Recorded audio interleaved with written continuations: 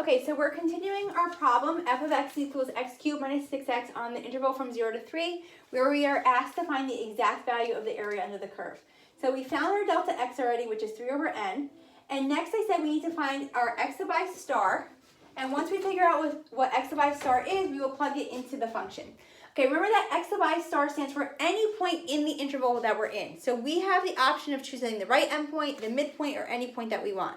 We are going to use the right endpoint because you'll just see that it's convenient for us, okay? It's going to be convenient for us because it's going to help us to find the formula that we need. So if we wanted to use the right endpoint of each interval. Now here I drew out the interval from 0 to 3 and I just broke it up into little pieces, right? That's our partition. So think about the first rectangle, okay? The first rectangle has width 3 over n, right? Because the delta x is 3 over n. So if I was to start at 0, the next endpoint would be 3 over n. Now, how do I get to the next endpoint, right? So the 3 over n is the first endpoint, the right endpoint of the first interval. How would I get to the right endpoint of the second interval? Well, the width of the interval is 3 over n, so I would just add another 3 over n to the first point, which tells me that this point here is 3 over n times 2, okay? Now I need to get to the right endpoint of the third interval, which means that I just need to add 3 over n another time. So that means I have 3 over n 3 times, or 3 over n times 3. So I'm going to write it up here just so we can see. So to move along, each time I just add delta x to it because that will move me the correct width over. So you can see that when I get to the last point over here, there's n rectangles. So I moved over 3 over n times, or 3 over n times, right? And that brings me to the right endpoint. So now I want to know what is x sub I star, and I want to make sure I use the right notation with the I.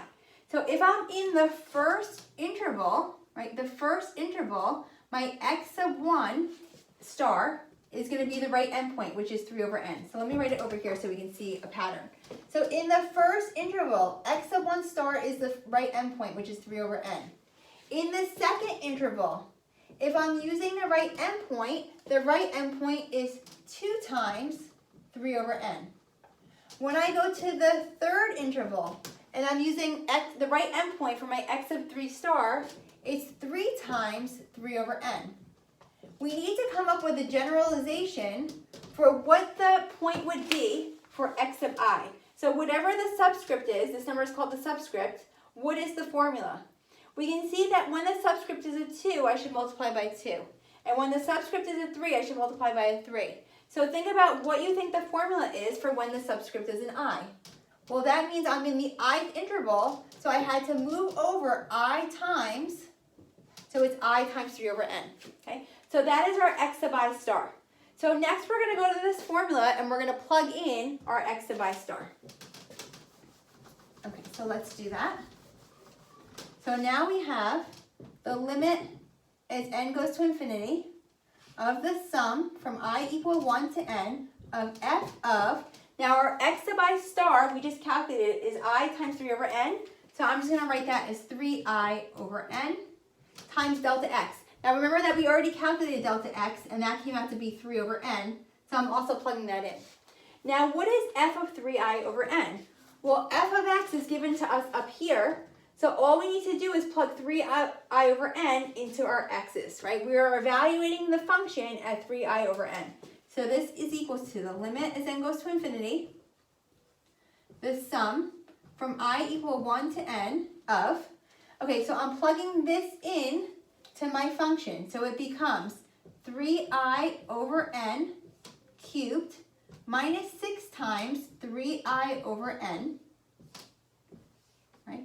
So this is like my x cubed minus 6x times, it says I need to multiply by 3 over n. Okay, so now I have this huge formula, okay? I still need to work it out, figure out what is the sum and what is the limit. Okay, so we're going to do some algebra with it first. This is equal to the limit as n goes to infinity. The sum from I equal 1 to n. Okay, so it's 3 cubed, which is 27, I cubed over n cubed, minus, multiplying this out, 18i over n times 3 over n. Okay? Now we're going to think about the formulas that we had written on the board in the last video. on how to work with the summation, okay? The formulas that we had said if we multiply by a constant, the constant can move out front. And if we have a sum or a difference, we can split up the summations. So that's the formulas that we're going to use next. Okay, so I'm going to come up here just to make more room. And I'm going to rewrite this. Okay. So this is equal to, the limit as n goes to infinity. Okay. The sum, I equal 1 to n. We're going to do this in a few steps. The first thing we're going to do is we're just going to distribute. So 27 times 3, I'm going to multiply that out, and I'm going to combine the n cubed and the n together as well. So I'm distributing this 3. So 27 times 3 is going to be 81.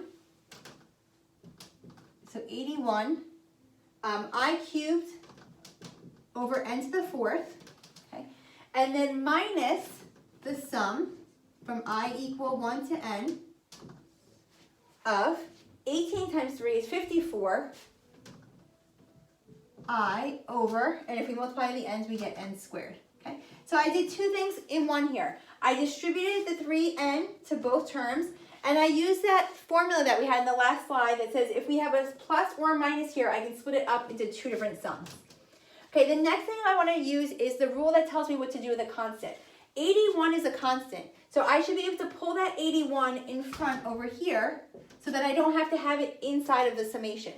Now the n is also going to be treated as a constant because I'm not worrying about the n until the last step where n goes to infinity. The things that are not constants are the i's. So we're kind of thinking about I as the variable, it's the thing that varies, and the n is a constant. So I'm pulling the n in front as well. So the only thing left inside, lost my eraser, the only thing left inside is the I cubed. And I'm going to do the same thing for the next summation. So the 54 is a constant, and the n squared is a constant. So the only thing left inside is the I. Okay, so now I need to sum this up. And again, I'm going to use the formulas that we had in the last video because I have the sum of I cubed, which we had a video for, and we have the sum of I, which we had a formula for, and the sum of I, which we also had a formula for. Okay, so just plugging those formulas in that we had from the last video that are also in the PowerPoint slides. I have the limit as n goes to infinity, 81 over n. Now remember the formula for the sum of I cubed. The sum of I cubed that we learned in the last video, I'm just going to write it back down. The sum of I cubed is n times n plus 1 divided by 2 squared. Okay, that's the formula for the sum of I cubed, so I'm just plugging that in. Okay, then I have minus 54 over n squared, and I need to multiply by the formula for the sum of I, which is also in the last video and in the PowerPoint slides. The sum of I was n times n plus 1 over 2.